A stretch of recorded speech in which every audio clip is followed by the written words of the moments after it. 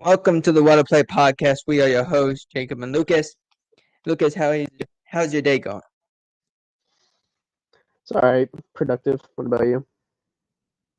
It's doing well. Lucas's mic might be a little messed up. But that's okay. We'll power through it. So let's first begin with the news that happened this week. Frank Reich was let go. He became the first head coach to be fired in back-to-back seasons. You can see why there was no offense. There was no motion. They had no speed. Adam Thielen was the only guy that could get open. They could run the ball, yet they deterred from it so early. It was an interesting decision. They went with Chris Tabor as the interim head coach, the special teams coordinator. They have Jim Caldwell on that staff. I thought they would go to him. But they also fired two assistants, Deuce Staley, who is the running back coach / assistant head coach, and they fired Josh McCown, was also fired, the quarterback coach. I mean, David Tepper has shown that he has a quick trigger, and now where does he go from here? But what did you think about the firing? Well, I was kind of excited because I predicted it last week that Reich was going to be fired first, and he was. And the reason being wasn't necessarily because it was going to be the right move, just because that's how David Tepper is. I don't. My thinking is like if you're a Panthers fan, you're thinking you're getting the Detroit OC, but if you're what's the OC's name again? Ben Johnson. Yeah. He was their quarterback coach, moved to OC a couple years ago, and has done some great things. Yeah, if you're Ben Johnson, you're going to have every coaching spot available in the offseason. I don't know why he'd go to Carolina. I doubt he would because he declined it last year before. Like, he was offered the position before Reich. So why would he accept it this time? So I don't know. Who are they going to get, you know? It's got to be someone who's willing to work with Tepper. That's what it is. And a lot of people said, well, what about Dan Quinn? I'm like, he ain't going there. That just doesn't make sense for him to go there. Right. Yeah. So maybe Ben Johnson, he pulled his name out of the hat last year really early on. Maybe Kellen Moore. Maybe it's got to be someone who's young that's willing to work with Tepper. Right. Who can expect that the next thing is, are they comfortable working with a quarterback that's under 6 feet tall? Yeah. That's really where it has to go from here. Whoever you get, if you're David Tepper, you got to get someone that believes in Bryce Young, obviously.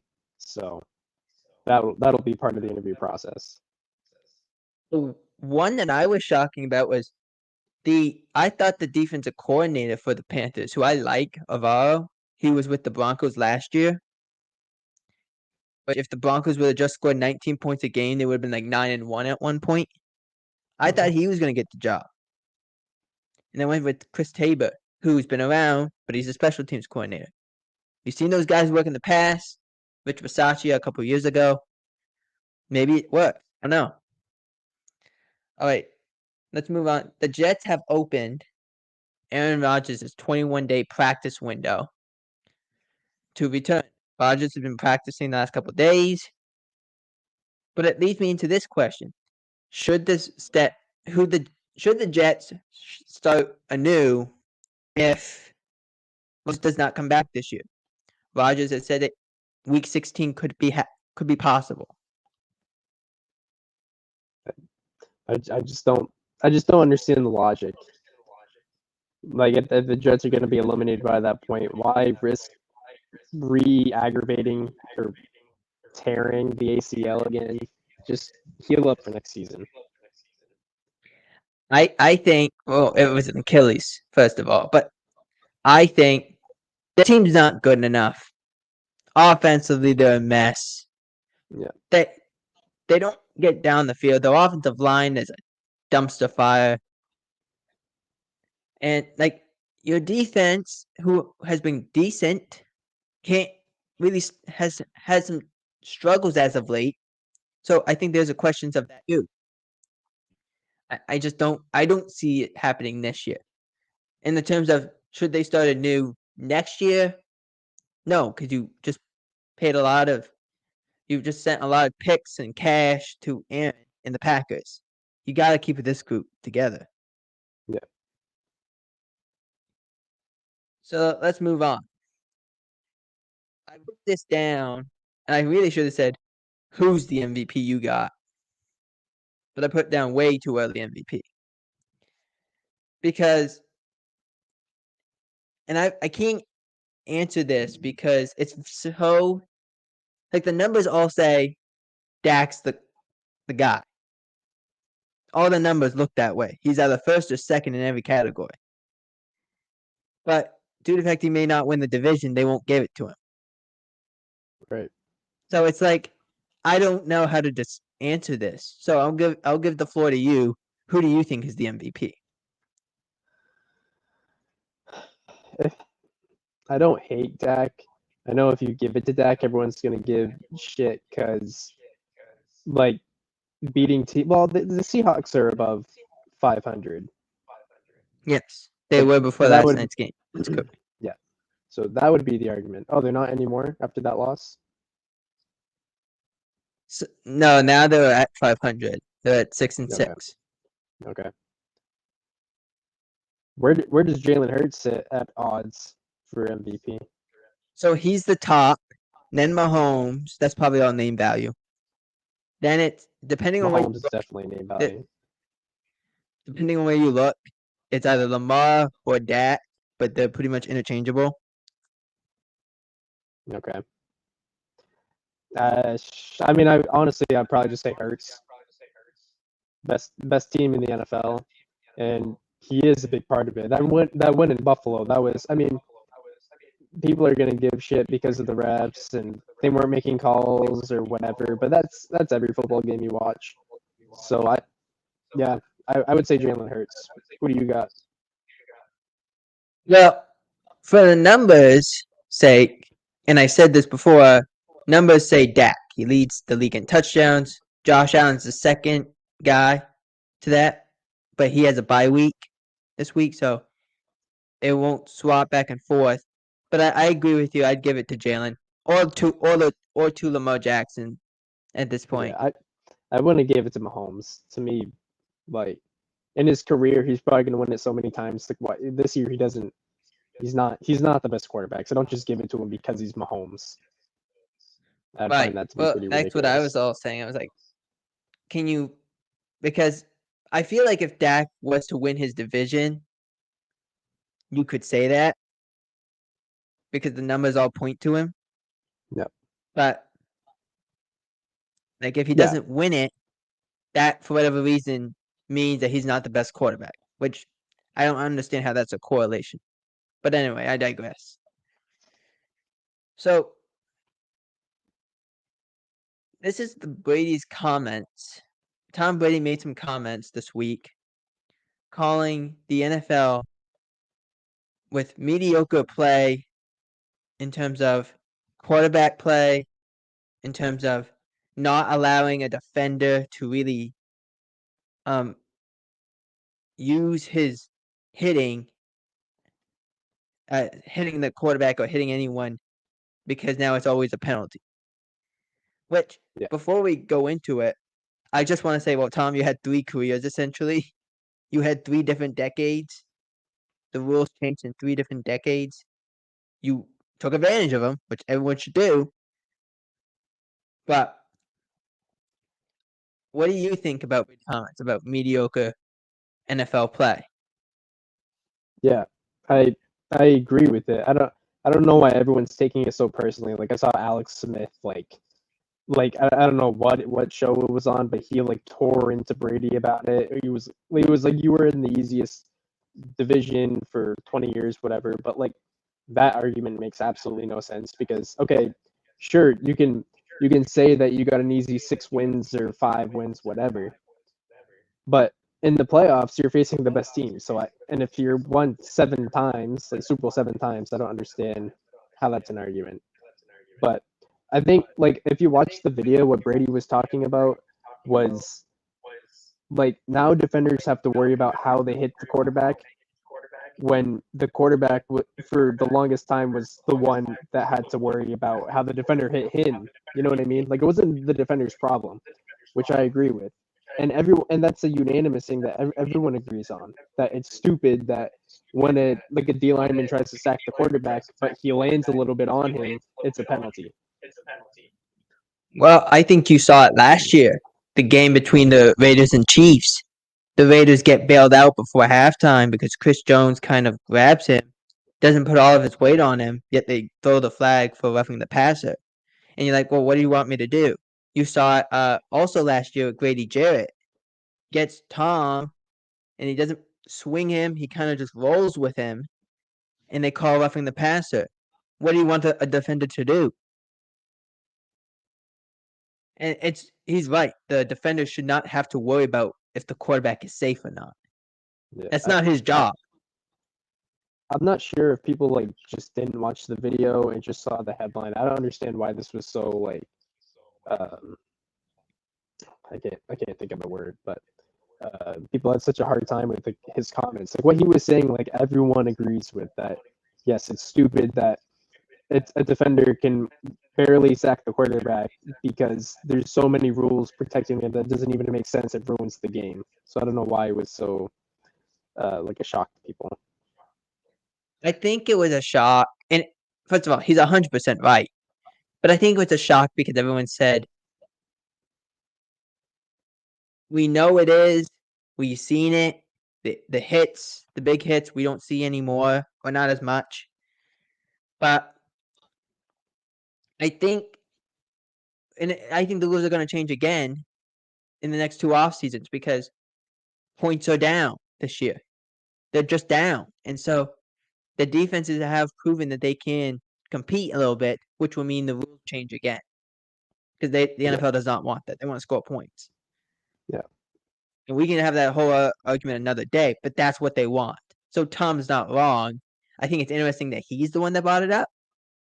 But also, who would you rather have to bring it up? He's a good spokesman. Exactly. I think really any retired quarterback is a good spokesman for that, or any retired player, because they know what it's like. Yeah, but especially the greatest quarterback probably got a Exactly. good idea. Exactly. Playing in 3 different decades, that makes a whole lot of sense. Yeah. Let's move on. The Steelers offense had 400 yards. First time in 59 games. I was trying to think. I couldn't even remember who the offensive coordinator was, but Big Ben was still there. That's how long ago this was. Right. They had 400 yards of offense and still only scored 16 points. We got to get into that another time. But yeah, hey, makes sense. Throw the ball to Kenny Pickett. Throw the ball to Pat Freiermuth, and let's go. Let's not waste time. Yeah, it was definitely Matt Canada was definitely a problem, and good thing that he's gone. But I do believe Kenny Pickett is still an issue. Like the Steelers, not all the Steelers' problems are just gone now that Matt Canada's gone. They still got plenty of things to work out. No, I understand that. I think Kenny Pickett needs some time. I will say that. I think they need somebody who can be the offensive coordinator. Also, make sure Kenny Pickett does not wear those gloves again, because I don't know if you saw that on Twitter or Instagram. He looked like he was wearing the gloves from Hamburger Helper. Like, good Lord, Kenny, give him some black gloves. Get this kid something. That's what he does at the end of the day. Goes plays the game and then go cook Hamburger Helper. Yeah. Not bad gig. Let's move on to Marcus Peters, and I'll include this. Marcus Peters was released by the Raiders. Zach Ertz was released by the Raiders. both free agents, both willing to sign with a contender. When you heard this news, what did you think? The Raiders are cleaning house, I guess. Getting rid of the. Well, they got rid of McDaniels, and they got rid of. Did they get rid of some other coaches, or was it just McDaniels? So, from my understanding, it was just McDaniels and their Okay. GM Ziegler. Oh yes, that's who it was. Yeah, I don't know. Maybe Mark Davis is kind of taking it seriously. He wants a contender. Raiders haven't been serious contenders in God knows how long. I mean, they were good when Derek Carr was in MVP talks, and then he broke his leg at the end of the season. But that was a long time ago. So I'm glad. Well, I don't know I how like the serious he Raiders. is. He was talking about potentially bringing John Gruden back. Well, yeah. That'll be So, interesting. I also want to make this clear. Both Peters and Ertz cleared waivers. They're just unrestricted free Oh wow. agents. Okay. So I assume they'll sign with, like, Peters, I would assume signs with a team like San Francisco. Ertz probably goes back to Philadelphia. Yeah, That's probably especially what'll happen. didn't they lose God? So Goddard has a forearm. He cracked his forearm. The hope is he plays in the game against San Francisco. If not, maybe the Okay. game against Dallas. Yeah. So let's move on. Dean Blandino made some interesting comments on the Rich Eisen show this week. Rich Eisen, who also works for NFL Network, has been there since 2003, asked Dean, there's officiating problems, and we all see the officiating issues. Why is it so bad? And Dean Blandino went and said, it's because of replay. We can slow the game down to a certain point, which I do understand. Everyone's going up so fast. But in replay, we can see and we can stop the play. However, he also said that when Eisen pressed him and said, well, why don't you just use more replay? He said, no, because it ruins the confidence of the officials. So I don't know what you want. Because as much as you want to say the Eagles play a great game, and they do, and they find themselves on the winning end, that's great. I mean, Josh Allen getting dragged down by the back of his jersey, not getting a call, and the referee's right there. Right. And another one is they're hitting the defenders, the wide receivers early, no call. There's a clear play in the overtime where Diggs gets grabbed. It's Yeah. like, I Yeah. understand you can't see it, but I understand it's also a dangerous slope if you use replay. But at some point, if baseball's figured this out and you're behind baseball, this is a problem. Yeah, it shouldn't matter. The ego shouldn't be an issue, like reps' egos, if they got a play calls right or not. I mean, we get it. It's happening in real time. It goes quick. You can easily miss something. But with the luxury of replay, you should go back and fix it, have an expedited replay, and just fix it. It shouldn't be that egos should not be an issue. Well, and I know Rich Eisen's been an advocate for this. He say, why don't you throw the flag, huddle up, allow New York to look at the play and say, no, pick up the flag. Or, no, you're right. That's the flag. Go call it. Why don't they do that? Yeah. It's very simple. It doesn't slow the game down that much. Because if you're worried about pacing of the game, it doesn't slow down. Why can't we do that? Yeah. No, that doesn't really make sense. Because, like, Gene Steratore was like, I can't believe that they didn't call that horse collar tackle. And, like, it's not just that it was a horse collar. He's horse collared back here, and he's grabbed in here. So he's horse collared twice and getting slung down. But they Right. called intentional grounding because he couldn't get the ball back to the line. I'm like, well, of course he couldn't. He's getting grabbed here, he's getting grabbed here, he's getting swung around. What do you want him to do? He's not a ballerina. Right. My answer is just, if you're going to throw the flag, get together. I don't know what you guys talk about in the huddle, but New York can go and say, okay, no, that's not a penalty. Pick it up. Let's go. Yeah. That's just what I think. Moving on to Shaquille Leonard. Shaquille Leonard was released last week. Talked about signing with a new team. took visits with both the Cowboys and Eagles, left without a contract.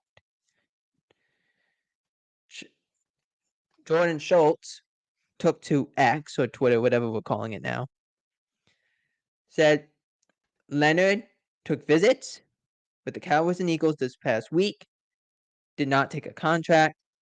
Over the weekend, will make his decision. I want to make also note, these two teams play each other next week. Yeah, that could be why he wants to. You can look at it as the Cowboys are Eagles, depending who you think is the better team, are a Super Bowl favorite. So it wouldn't make sense that he wants to see who would. Well, I mean, the Eagles, even if the Eagles would still be on top, right? Even if the Cowboys win next week. So what would happen is, if San Francisco beats Philadelphia Right. this weekend, and when these two teams face off each other, if Dallas beat Philadelphia, they would be first in the standings. Even though they would have a tied record, they would have the second game, which has the tiebreaker, so they'd be on top. Okay. Yeah, it could be what he's waiting for. That would make sense. As I said, he's going to make his decision by the end of this weekend. So that game, and I just think if you're a Cowboy, can you really deal with it, even if he's not the maniac anymore? Can you really deal with him making a key tackle on a third down that makes you, or fumble that he punches out, and you lose the game if he's in Philadelphia? Yeah, right. Can you really live with that? So I think there's a little bit of that too. Nick Sirianni was in Indianapolis. Both Malik Hooker and Stephon Gilmore played with Leonard a little bit, or on the team, I should say. They have a good relationship, so it's either way. Yeah. I also want to make note, Zach Cunningham for the Eagles doesn't look like he's going to play against San Fran, so he might go there for more playing time. So let's move in. Justin Jefferson was activated off the IR after the game against the Bears, which was a terrible game. I almost fell asleep. 12-10. Honestly, no I didn't touchdowns watch. by the Bears, and they won. I mean, good grief. Yeah, I Hadn't didn't done in watch 30 that one. years. But Jefferson was activated after the game. And they'll head off into the bye. He'll be ready to go. And I predicted that this would happen. It just was logical. Even if you lost to Chicago, you gotta play Detroit twice. Doesn't make sense to bring Justin Jefferson back, then have him play him, then have him on a bye week. Doesn't make sense. Just bring him back after the bye and let him be fresh. Yeah, that makes sense. So we added Deshaun Jackson retires as an Eagle. He will be at the game, San Francisco, Philadelphia, this Sunday. It's also his birthday tomorrow. So happy birthday, DJ.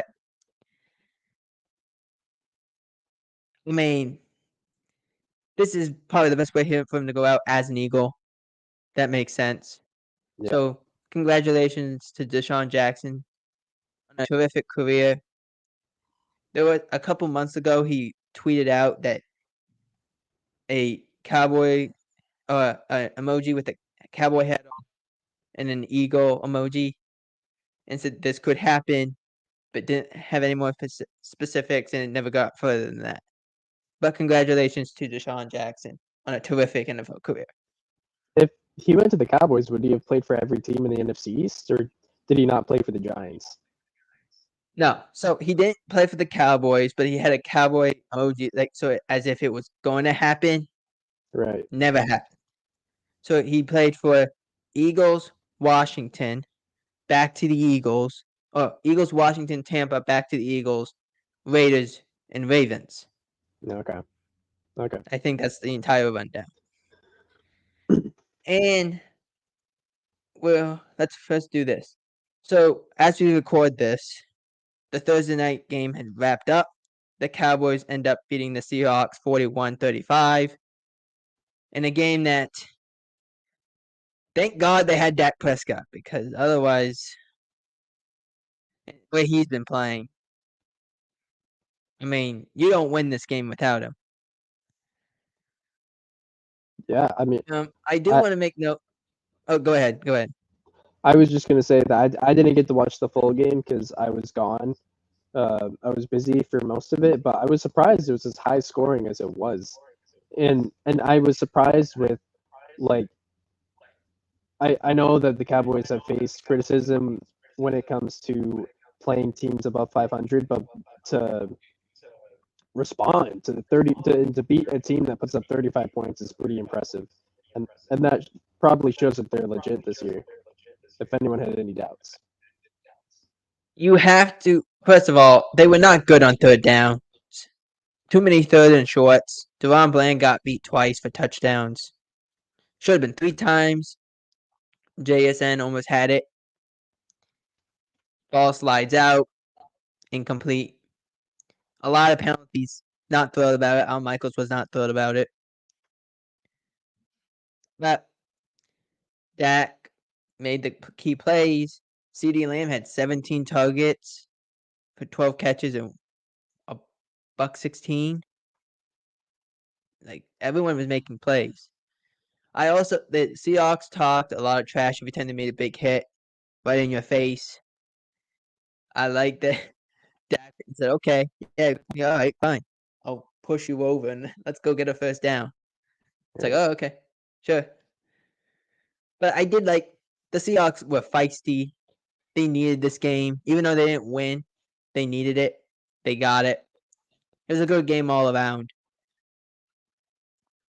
I was impressed with how DK looked, especially early on. Can't wait to see what happens. Yeah, it was a really good game. Next up, Texans favored by 3.5. Take the Texans. I got don't know. CJ Yeah, Stroud. I like Denver. I like what they've done, but I got CJ Stroud in this. I got the Texans too. I had to think about it because I mean the Broncos have been on a good run, but I think the Texans they got too much firepower. I have the Texans winning 30-20. I'd say 28-24. Right. Next up, Browns versus Rams. Rams are favored by 3.5. Rams are trying to go and get into this playoff run. If they win, due to the fact they have the tiebreaker over the Seahawks, they would take the 6th place in the wild card round, which is 6th. Oh wow. So I like Rams in this. Stafford's played very well. Cooper Kupp, he's out there. I don't know how healthy he is, but he's out there. I have Rams winning this. I like the Browns defense a lot. 24-17. Yeah, I don't. I do also have the Rams. I think Matt Stafford's played really well, but I don't see it being a high scoring game just due to the Browns defense. So I'd probably say 17-13 Rams. I will also make note, we don't know if Dorian Thompson-Robinson plays in this game. It could be Joe Flacco. Which would be interesting. And last game, 49ers versus Eagles. The Eagles are home dogs, plus 2.5 when I wrote this down. What do you think? I have a biased opinion. What do you think? I'm gonna say why are the Eagles not favored? First off, how does that not make sense? Because Vegas doesn't trust how they've played. And besides the game against Buffalo, they haven't really faced anyone consistently on offense. And San Francisco has played well on offense. Just because of the odds, I'm gonna take the Eagles. I'd say 31-28. I'm hoping for a good game. I'm hoping for a good game too. I'm taking San Fran on this one. I think the one thing that's going to struggle, we don't know if Lane Johnson plays in this game, the tackle. He had a groin Yeah. issue. I think at some point, this offense, the Eagles, has to be better. They can't rely on being down 10 points at halftime and consistently come back and win the game. Because, let's face it, you're not going to have Buffalo making all those mistakes all the time with this team. The San Francisco team's too good. And there's questions of this Eagles team, but I don't even think San Francisco covers, to be honest with you. I think they win 31-30. But I take San Fran in that because I don't think the Eagles can keep up. But also, I want to see what AJ Brown can do against Travis Ward. That's my key matchup. I do kind of hope deep down that the Niners win just for the stakes in that Eagles-Cowboys game next week. I mean, I'll tell you what. I was watching that game last night. That tug on a couple of heartstrings, that probably took like 3 or 4 years off my life. Right. I'm heading into if the San Francisco wins against the Eagles and the Eagles head into Dallas, that's probably taking another 5 or 10 off my life. So if I can make it, I'll just try and slide through. This stretch for Dallas is like tough. It's San Francisco, it's Eagles, it's Buffalo, it's Miami, it's Detroit, and it's like, oh gosh, I'm gonna take 20 years off my life. This season. Say what? I just I can't see how. Like I think if the Eagles, because it is possible for the Eagles and the Cowboys, even if if they don't lose to this game, like I just don't know how possible it is because Eagles still have to face Seattle after Dallas, and then they got 2 games against the Giants and Tommy DeVito, not the guy from Goodfellas, the guy from New Jersey that lives with his parents. Beat the Patriots. Not that that's yeah. Well, whatever.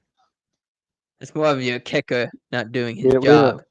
Well, no, he did his job. He was trying to secure the best pick in the draft. I wanted him to miss it. So keep him on the roster. Just keep going. Yeah, took one for keep on missing 35-yarders. But I can't wait to see this San Francisco Eagles game. It's America's game in the week. Burkhardt and Olsen will be on the call. But I want to see what this 49ers offense can do against this Eagles defense. So, this is the end of episode 2 of the What a Play podcast with Jacob and Lucas. We will see you all next week. And we will get better at this as it progresses. But for right now, I'm Jacob, Lucas, and we are out. All right. See ya.